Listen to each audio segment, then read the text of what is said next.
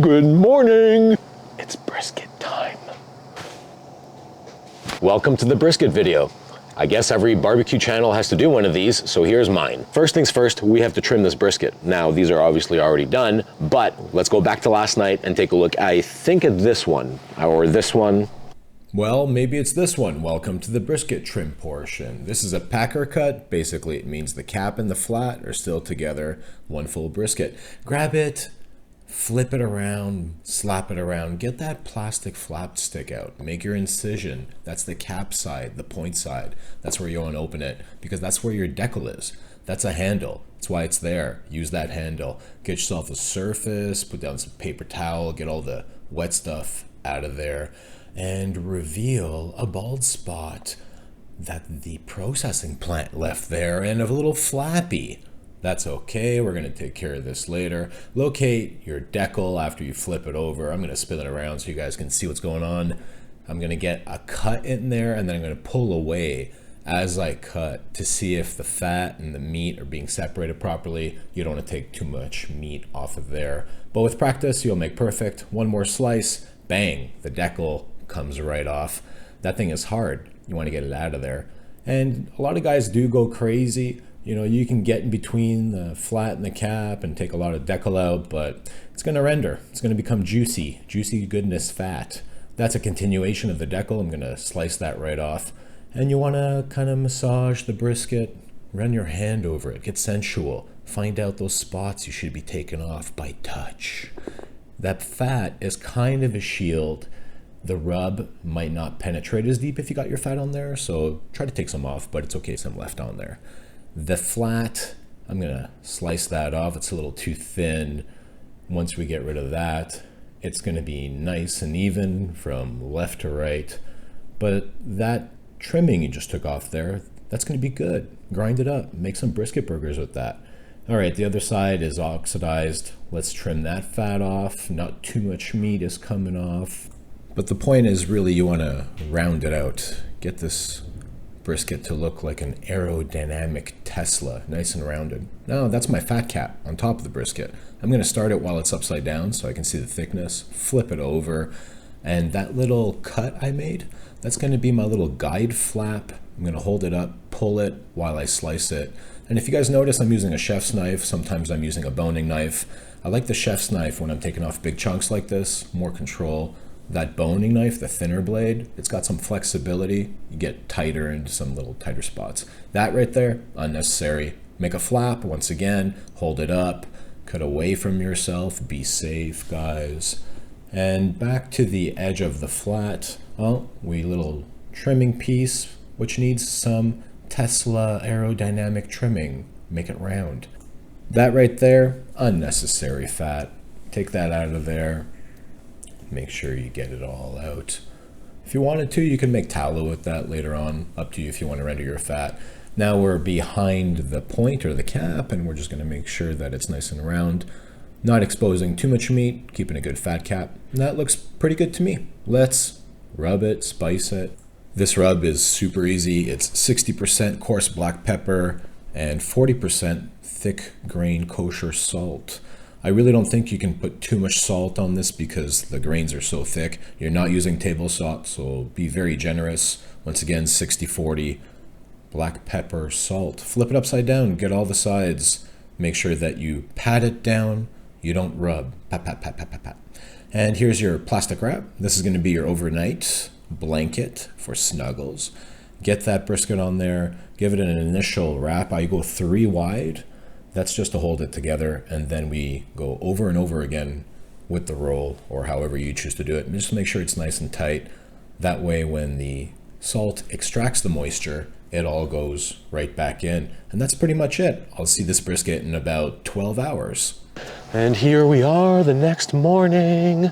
I've got 6 briskets, and they're all about to go on. I'm running a little bit behind schedule. It's just after 10 a.m., which means I will probably be out here till, I don't want to say at 4 a.m. I hope 3. 2 is unrealistic. I don't know if you can see the stack, but I am super satisfied with where my fire's at. The smoker's running nice and even right now. Before I put these 6 briskets on, I'm gonna give you a quick little tour of the smoker. I wanna show you the gauges, show you how nice and even it is. We're gonna put on an extra log because I want that extra heat for when I open the doors. And you can probably see it from here, but the stack is running perfect. That smoke, beautiful, almost invisible. All right, these cheapo Amazon gauges run about 20, 30 degrees behind. So I'm about 235, 240. Same thing up top. And if we come over here, top side, same thing almost, maybe 5-degree variance over here on the exit. And down low near the collector, just a little bit cooler. If you guys aren't familiar with this smoker, you can check out my first video. There's actually tuning plates in the bottom of this, almost like a solid baffle, but they're broken up. Make sure you go check out my first video if you want to see how this smoker runs. Look at that absolutely gorgeous, almost invisible smoke. That is beautiful. This is what you want your smoke to be like, guys. I'm not going to dampen anything wide open over here. I'm going to control it from the firebox side. Let's toss another log on before we throw in our briskets. We are on and we are behind schedule, so let's go. Let's tear one of these open, get it out from its overnight slumber. I love this part. Wake up the little briskies, or in this case, big briskies. These guys are about 8 kilograms on the high end, 7 on the low end. They are big briskets. Might as well go big if you got a big smoker. There we go, last one. My 3 bigger briskets are gonna go on the top rack where it runs a little bit hotter, and then my 3 smaller briskets are gonna go under those on the bottom rack. Being a little bit more conservative with the rub on this one, I thought it was gonna run out, and I did actually run out of black pepper last night, but it looks like it was fine, and I did a whole bunch of chuck roasts too, so this one's gonna be a little bit less rub. Look at that. I'm gonna put the cap or the point towards the back end.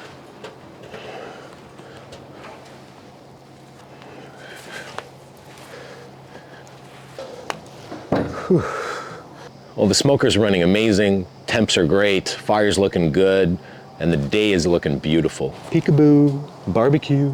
I have a baby, so I'm allowed to do that. Hey, what's up? It's been about 10 hours. I've got 6 briskets on. I usually wrap them around 160, 165, but I'm gonna wrap one around that 145 mark because I'm about to lose all my light. But if you didn't see my chuck roast video, go check it out because I treat chuck roast just the same as brisket. So it's kind of cool if you want to go back and see the similarities. I got my foil. First thing we're gonna do is we're gonna set up our foil. Always go double layer. I know on the mic this always sounds crazy. It's time for some foil, Mike.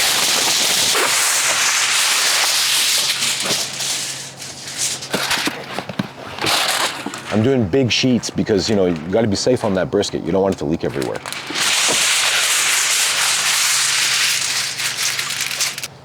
Next thing we're gonna do is about 1/4 to 1/2 inch knob of butter. I want that brisket to get a little bit juicy. Now it's time to pop some doors. We got our foil set up, our butter's waiting for that brisket to hit it. Let's go.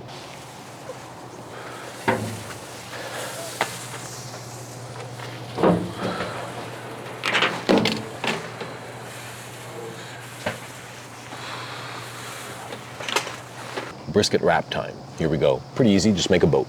Inside, inside.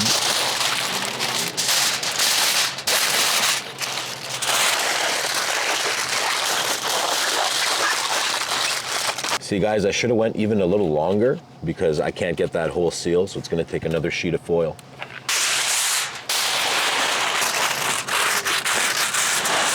Yes, you can use butcher's paper, you can use nothing, you can use foil, you can spritz it. I didn't spritz it at all, actually. I thought I was gonna spritz it, but I saw all the moisture in the smoker and there's plenty of moisture in there. If you're looking, you ain't cooking, eh? I'm pretty sure they don't say A at the end of that, but we do in Canada. This is it. But first, let's take a look at the knife we're gonna use to slice this brisket open. I had this blade custom made just for slicing brisket. This is my first brisket video and I figured I'd whip it out just for you guys. So this brisket has been resting for quite a while. I've actually been holding it in the oven and now it's time to slice it open. It's got that jiggle. It's got that perfectly rendered fat cap. You can feel it. Ooh. And the bark is just perfect. It's not coming off. It's holding its own, keeping that nice rendered fat protected. Are you guys ready to cut into this thing? I'm gonna slice it down about the middle. I'm gonna separate the flat from the point. Let's say that's about here. Oh yeah, that's like cutting through butter. That's perfect. Now we're gonna do the money shot double stack, press on a double juice, piss off Gordon Ramsay press. I think we have to piss off Gordon Ramsay. Ooh. And there we go, guys. Gordon Ramsay, this is for you. Oh, it's got that jiggle. Nice and rendered, collagen turned out good. But I'm pretty sure if we cut a slice off, we're not gonna pass the pull test and it's gonna fall apart. Follow me and find out. That fat cap looks beautiful though. That nice golden smoky beige. The decal is obviously rendered out. That's just turned all into juice. Ooh, I cut that one really, really thick. On a really thick slice, like look how thick this is. I'm kind of passing the brisket test here, but that's a really thick slice. Let's try a thinner one. Here we go. This is that pencil thick 1/4 inch slice, what all the judges are looking for. Am I gonna pass the pull test? Okay, yeah, it's borderline. It's kind of breaking over here, but I'd say I did pretty good.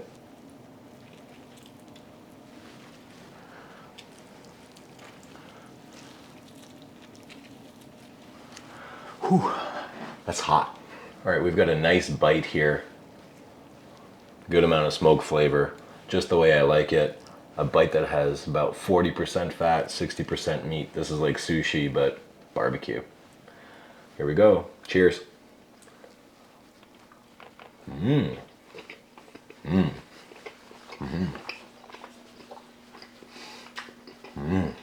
Turned out really good.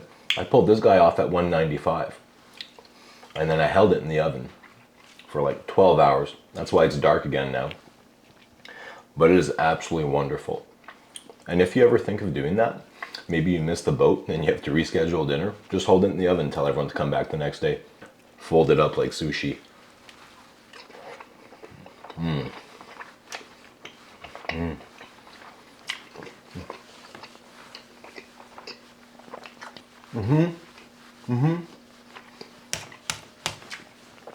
Like and subscribe. Okay, I'm done. See you later.